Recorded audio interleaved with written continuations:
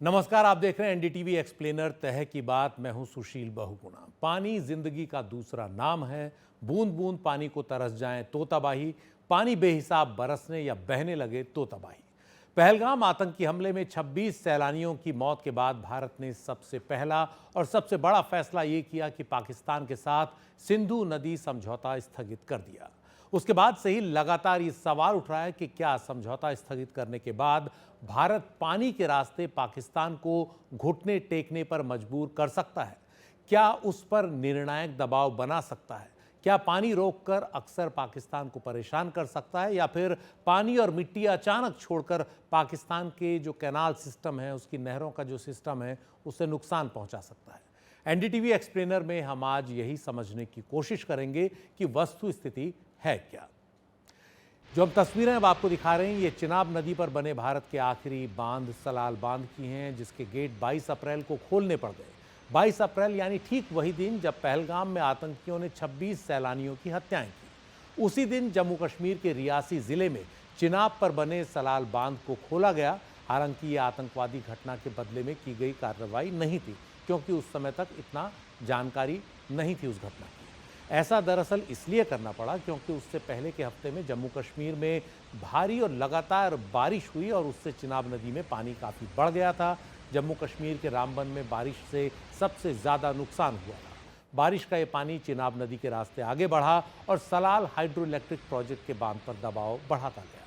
पानी में काफ़ी सिल्ट यानी मिट्टी भी जमा थी और बांध के गेट खोलना ऐसे में मजबूरी बन जाता है, सो गेट खोले गए। बांध के इन गेटों के खुलने से निचले इलाकों में पानी काफ़ी बढ़ गया। हालांकि निचले यानी डाउनस्ट्रीम इलाके के आसपास के लोगों को समय रहते सूचना दे दी गई, लिहाजा कोई नुकसान नहीं हुआ। भारी बारिश के चलते बांधों के गेटों को इस तरह खोलना एक रूटीन प्रक्रिया है ताकि पनबिजली परियोजनाओं को नुकसान न पहुंचे। इसलिए सलाल बांध के गेट खोले जाने की चर्चा खास नहीं हुई। अब सवाल यह है कि हम सलाल बांध की चर्चा क्यों कर रहे हैं? क्या ये बांध पाकिस्तान पर जल प्रहार का रास्ता बन सकता है? इसे समझने के लिए हमें पहले उन नदियों के बारे में जानना होगा जो भारत से पाकिस्तान जाती हैं। जैसा हम लगभग सब समझ चुके हैं कि 6 बड़ी नदियां भारत से पाकिस्तान पहुंचती हैं। इनमें सबसे ऊपर की 3 नदियां सिंधु, झेलम और चिनाब पश्चिमी नदियां कही जाती हैं, जो ऊपर की तरफ की 3 नदियां हैं। और सिंधु जल समझौते के तहत पाकिस्तान को इन नदियों पर असीमित अधिकार मिला है और भारत को सीमित अधिकार मिला है, जिसके तहत वो इन नदियों के पानी का इस्तेमाल पीने, सिंचाई या फिर रन ऑफ द रिवर जल विद्युत परियोजनाएं बनाने के लिए कर सकता है। लेकिन पानी का रास्ता नहीं बदल सकता। बाकी 3 नदियों, जो नीचे की 3 नदियां हैं, रावी, व्यास और सतलुज, इन्हें पूर्वी नदियां कहा जाता है और भारत के पास इन नदियों के पानी के इस्तेमाल का पूरा हक है। लेकिन तथ्य यह है कि भारत से आने वाली इन सभी 6 नदियों का 80% पानी पाकिस्तान बह जाता है, सिर्फ 20% ही भारत इस्तेमाल कर पाता है। स्वाभाविक है, इन नदियों का पानी पाकिस्तान ही जाएगा क्योंकि वो डाउनस्ट्रीम में है। नदियों का कुदरती ढाल पानी को उसी ओर पहुंचाता है। पूर्वी नदियों के पानी का जितना इस्तेमाल भारत कर सकता है या कर रहा है और आगे और परियोजनाओं के लिए के जरिए करने की योजना है। लेकिन पश्चिमी नदियों सिंधु, झेलम और चिनाब के पानी के भी भारत द्वारा इस्तेमाल की काफ़ी गुंजाइश है। बल्कि जम्मू कश्मीर और लद्दाख की मांग रही है कि इन नदियों का इस्तेमाल वहां के लोगों के लिए अधिक से अधिक किया जाए। लेकिन सिंधु नदी समझौता भारत को इससे लगातार रोकता रहा। भारत ने भी समझौते का उल्लंघन नहीं किया। लेकिन अब स्थिति अलग है। समझौता स्थगित करने के बाद भारत इन नदियों पर नए बांध बनाने की प्रक्रिया तेज कर सकता है और कर रहा है। लेकिन वो लंबे समय की रणनीति है जिस पर भारत अमल करेगा। अब सवाल यह है कि पाकिस्तान को अधिक से अधिक नुकसान पहुंचाने की फौरी रणनीति क्या हो सकती है, फौरी स्ट्रैटेजी क्या हो सकती है, इस पर करते हैं बात। फौरी तौर पर चिनाब ही वो सबसे बड़ी नदी है जिसका इस्तेमाल कर भारत पाकिस्तान को सबसे ज़्यादा नुकसान पहुंचा सकता है। चिनाब नदी पर भारत ने कई run of the river project बनाए हैं। जैसे हम आपको पहले बताएं कि run of the river project क्या होते हैं। वो प्रोजेक्ट जिनमें नदी के कुदरती बहाव और तीखी ढाल के इस्तेमाल से बिजली उत्पादन किया जाता है।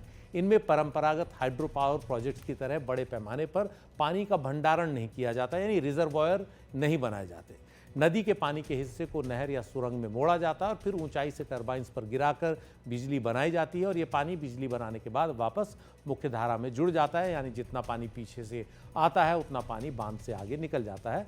सिंचाई के लिए भी उसको अलग नहीं निकाला जाता। लेकिन तथ्य यह है कि थोड़े बड़े run of the river projects की अगर हम बात करें तो उनमें पानी का कुछ भंडारण तो करना ही पड़ता है, भले ही वो पानी फिर आगे छोड़ दिया जाता है। इस लिहाज से चिनाब नदी पर कई बांध बन चुके हैं और कुछ बन रहे हैं। जैसे इनमें से जो खास बांध हैं चिनाब पर वो हैं पाकलदुल, जो 1000 मेगावाट का है, निर्माणाधीन है, अभी चल ही रहा है काम उस पर। इसके बाद दुलहस्ती है 280 मेगावाट का, ये बांध पूरा हो चुका है। रातले बांध 900 मेगावाट का है, ये निर्माणाधीन है। बगलिहार बांध है 2009 में पूरा हो गया, 1000 मेगावाट का ये बांध है। सावलकोट बांध है इसके बाद 1856 मेगावाट का, ये निर्माणाधीन है, इस पर काम चल रहा है, काम तेज़ हो गया है। और आखिर में आता है सलाल बांध जो 690 मेगावाट का है और ये 1987 में पूरा हो गया। इसमें दो बांध सबसे खास हैं जिनका हमने जिक्र किया। एक रामबन में है 1000 मेगावाट का बगलिहार बांध जो 2009 से काम कर रहा है, और दूसरा बांध है यहाँ से नदी के रास्ते 60 से 70 किलोमीटर दूर अगर आप जाएंगे तो रियासी में चिनाब नदी पर आखिरी बांध सलाल जो 690 मेगावाट का है और 1987 से काम कर रहा है। यानी दोनों ही बांधों में बिजली का उत्पादन हो रहा है। आखिरी बांध सलाल से क्या पाकिस्तान को नुकसान पहुंचाया जा सकता है, इस पर बात करने से पहले ये जान लेते हैं कि बांध में होता क्या है। किसी भी नदी पर बांध इसलिए बनाए जाते हैं ताकि उसके पानी के इस्तेमाल से बिजली पैदा की जा सके। इसके लिए पानी को पहले रोका जाता है, जिसके लिए डैम यानी बांध बनाना होता है, जो ईंट, कंक्रीट या मिट्टी की एक मजबूत दीवार होती है। नदी दो पहाड़ियों से घिरी होती है और तीसरी ओर ये दीवार खड़ी हो जाती है बांध की। पीछे से आने वाला पानी रुकने लगता है और इस पानी को एक निश्चित ऊंचाई से सुरंगों के जरिए टरबाइंस पर गिराया जाता है। पानी की ताकत टरबाइंस को घुमाती है जिससे बिजली पैदा की जाती है।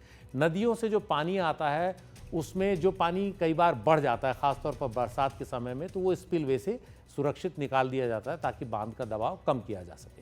नदियों के साथ एक और बड़ी चीज़ है कि पानी के साथ साथ उनमें काफ़ी मात्रा में गाद आती है, यानी मिट्टी, पहाड़ों के कटाव से आने वाली मिट्टी, जिसे सिल्ट भी कहा जाता है। और समय के साथ साथ सिल्ट बांध में नीचे जमा होती जाती है। आप देखेंगे जैसे नीचे इसमें सिल्ट जमा दिख रही है। और पानी के भंडारण के लिए एक जगह कम पड़ने लगती है जब सिल्ट का लेवल बढ़ता जाता है। वैसे बांधों में सिल्ट यानी गाद को कम करने के तकनीकी उपाय होते हैं। उनसे पहले कुछ डीसिल्टिंग बेसिन बनाए जाते हैं ताकि पानी साफ पहुंचे डैम तक, लेकिन फिर भी सिल्ट को बांध में आने से पूरी तरह नहीं रोका जा सकता। और सिल्ट को निकालने के लिए बांधों में नीचे की ओर गेट बनाए जाते हैं जिन्हें स्लूस गेट कहा जाता है। सबसे नीचे की तरफ है पानी का, जैसे एक रास्ता देख रहे हैं, इस तरह के रास्ते स्लूस गेट नीचे बिल्कुल बांध में सबसे नीचे, लोअर स्लूस गेट या बॉटम स्लूस गेट उनको कहा जाता है, उन्हें बनाया जाता है। इन गेटों को अगर खोल दिया जाए तो सारा सिल्ट आगे बह जाता है, इसे फ्लशिंग कहते हैं। सिल्ट निकल जाने से पानी के भंडारण की जगह बन जाती है, क्योंकि सिल्ट हटेगा तो पानी उसमें आप और स्टोर कर सकते हैं। डीसिल्टिंग करते वक्त यानी जब पानी निकलता है तो सिल्ट भी निकलती है, तो डाउन स्ट्रीम के जो इलाके यानी बांध के बाद उन इलाकों में प्रशासन को सचेत कर दिया जाता है, लोगों को किनारे से वो हटा लें। इसके लिए सायरन भी बजाए जाते हैं। और डीसिल्टिंग करने से निचले इलाके में नदी में गाद जमा होती है, नदी का तल भी उथला हो जाता है। इस डैम में हम अभी आप देख रहे हैं जो नीचे सबसे है, सलाल बांध में जो सबसे खास बात हुई है कि स्लूस गेट नहीं बनाने दिए हैं सिंधु समझौते के तहत पाकिस्तान ने। तो सलाल बांध जिस पर हम बात कर रहे हैं सिंधु नदी समझौते के तहत बनाया गया, run of the river project था, 690 मेगावाट का। बांध को बनाते वक्त पाकिस्तान ने काफ़ी ऐतराज़ किया था, जैसा बाद में उसने बगलिहार बांध को लेकर भी किया। सलाल बांध को लेकर दरअसल पहले स्टोरेज डैम के तौर पर इसे बनाने की योजना थी, ताकि इससे बिजली उत्पादन की क्षमता ज़्यादा हो जाए, पानी का भंडारण ज़्यादा हो, जिसका इस्तेमाल किया जा सके। लेकिन पाकिस्तान और वर्ल्ड बैंक के आग्रह पर या कहें ऐतराज़ पर इसे run of the river dam बनाने का फैसला किया गया। पाकिस्तान को यही डर था कि स्टोरेज डैम बना तो भारत किसी झड़प की स्थिति में पूरा पानी छोड़कर पाकिस्तान में बाढ़ ला सकता है, या फिर जब नदियों में पानी कम हो तो पाकिस्तान का पानी रोक सकता है। सलाल डैम को पहले अंडर स्लूस गेट बनाने के लिए डिज़ाइन किया गया था, जैसे हमने बताया, नीचे एक रास्ता जिससे कि सिल्ट और पानी को निकाला जा सके। तो ये अलग अलग स्तरों पर पानी को निकालता है, सिल्ट को भी बांध से बाहर निकालता है। लेकिन पाकिस्तान के ऐतराज़ के बाद सिंधु नदी समझौते के तहत भारत इन अंडर स्लूस गेट्स को स्थायी तौर पर बंद करने को तैयार हो गया। यानी स्लूस गेट बनाए भी नहीं और उसकी जो जगह थी उसको उन्होंने कंक्रीट से प्लग कर दिया, यानी बांध में उस जगह पर कंक्रीट की मोटी दीवार ही बनवा दी गई, वो भी बांध का हिस्सा हो गई। इतना ही नहीं हुआ, बल्कि पाकिस्तान के दबाव में समझौते के तहत सिंधु नदी समझौते के तहत सलाल बांध के जो स्पिलवे गेट हैं, जो सबसे ऊपर से जो पानी निकलता है, वो भी 40 फीट से घटाकर 30 फीट कर दिए गए, यानी बांध की जो ऊंचाई है उसको भी एक तरह से कम कर दिया गया। स्पिलवे गेट तब काम आते हैं जब बांध पूरा पानी से भर जाता है और इन गेट्स के जरिए अतिरिक्त पानी ऊपर से बहकर आगे निकल जाता है और डैम पर ज़्यादा दबाव नहीं पड़ता। तो सिंधु नदी समझौते के चलते सलाल डैम में अंडर स्लूज गेट भी नहीं है, पानी का बहुत ज़्यादा भंडारण भी नहीं हो सकता, और यही उन्होंने बगलिहार में किया है। अंडर स्लूज गेट न होने से सिल्ट भी बाहर नहीं निकल सकती। सलाल बांध 1987 में बन चुका था और तब से उसमें डीसिल्टिंग नहीं हुई है। पूरा सलाल बांध सिल्ट से भरा हुआ है, बहुत ज़्यादा, यानी उसमें वो डेड स्टोरेज है, और लाइव स्टोरेज यानी पानी का जो भंडारण है वो अब बहुत ज़्यादा उसमें नहीं हो पाता। भारत इसी कारण कई बार सिंधु नदी समझौते पर बात कर चुका है पाकिस्तान से कि इसकी समीक्षा की जाए, लेकिन पाकिस्तान इसके लिए तैयार नहीं हुआ। अब सवाल यह है कि क्या सलाल बांध से किसी भी प्रक्रिया से इस सिल्ट को निकालकर निचले इलाकों में पहुंचाया जा सकता है। इससे एक तो सलाल बांध में जो है जो डेड स्टोरेज है वो खत्म होगी, लाइव स्टोरेज के लिए पानी के लिए जो है जगह बनेगी, और ये सिल्ट पाकिस्तान में आगे उसके कैनाल सिस्टम और बांध के लिए मुसीबत बन सकती है, जो भारत एक कोशिश कर सकता है पानी के जरिए पाकिस्तान को सजा देने की। हालांकि ये भी ध्यान रखना होगा कि सलाल बांध के आगे भारत का भी काफ़ी इलाका आता है, काफ़ी सारे खेत भारत के लोगों के भी हैं, लेकिन उसके कुछ 40 किलोमीटर के बाद जो है पाकिस्तान शुरू हो जाता है, तो पाकिस्तान को उसका ज़्यादा नुकसान हो सकता है। लेकिन अभी ये तय नहीं है कि किस प्रक्रिया से सलाल बांध के ये गेट खोले जा सकेंगे। इस बीच बीते दिनों ये खबर आई कि सलाल बांध और उससे ठीक पहले पड़ने वाले बगलिहार बांध का पानी रोक दिया गया है। ये सही है कि पानी रोका गया, लेकिन जानकारों के मुताबिक अभी ये रूटीन तरीके से रोका गया है। दरअसल बांध में पीक डिमांड के लिए पानी का स्तर बढ़ाना ज़रूरी होता है, खासतौर पर शाम के वक्त के लिए, जब पीक डिमांड होती है, यानी सबसे अधिक मांग होती है बिजली की देश में। और ऐसे में पानी को रोककर उसका स्तर बढ़ाया जाता है ताकि पीक डिमांड के समय ज़्यादा बिजली बनाई जा सके, यानी पावर जनरेशन अधिकतम हो सके।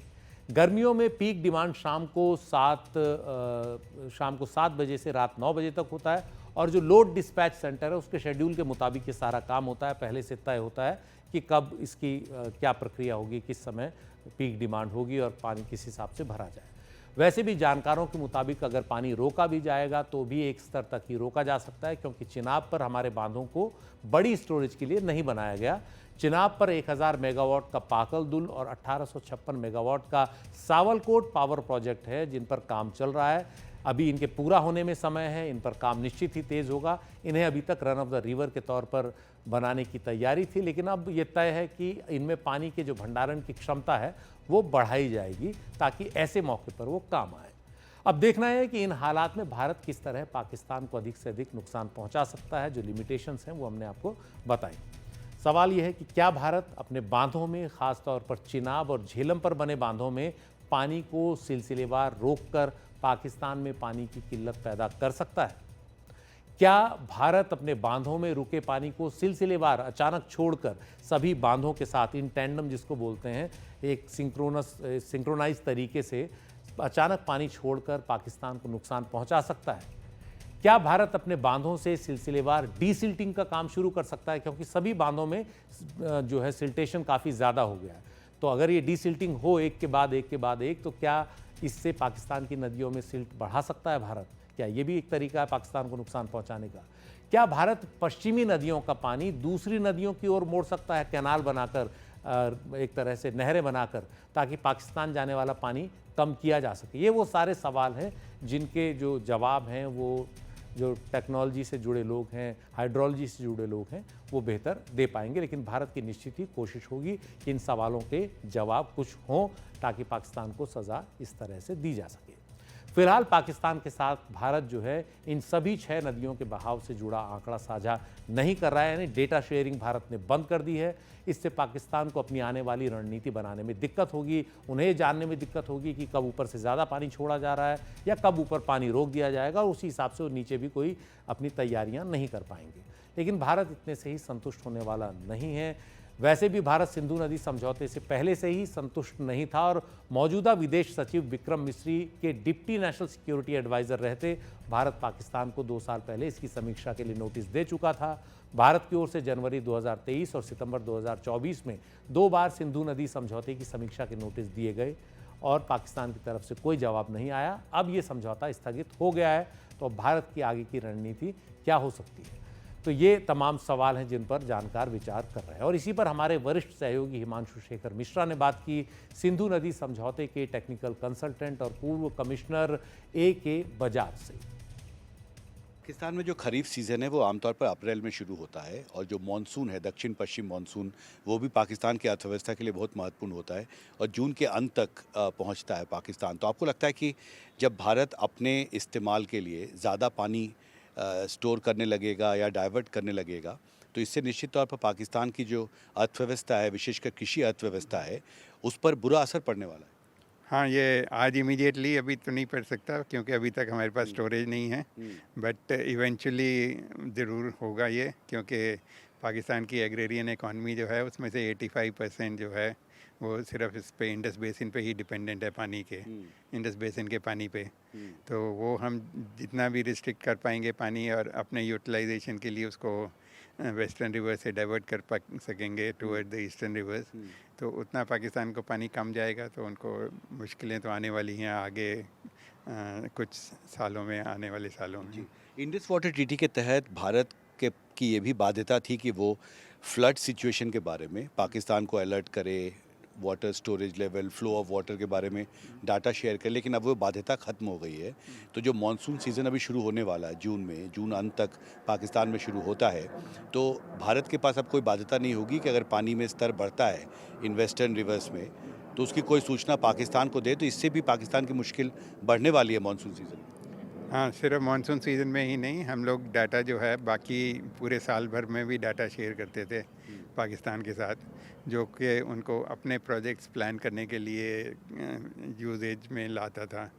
तो अब एज ए ह्यूमैनिटेरियन जेस्चर फिर दोबारा ना हम देना शुरू कर दें, बट अगर हम उनको नहीं बताएंगे एडवांस में कि ये इतना फ्लडिंग हो रहा है, ऊपर से ये इतना पानी जा रहा है, तो वो उनको जो थोड़ा बहुत 10 घंटे 12 घंटे ट्रैवल टाइम मिलता था हमारी वार्निंग के बाद, जब तक पानी उनके वहाँ पे पहुँचता है उस एरिया में, तो वो अब नहीं होगा।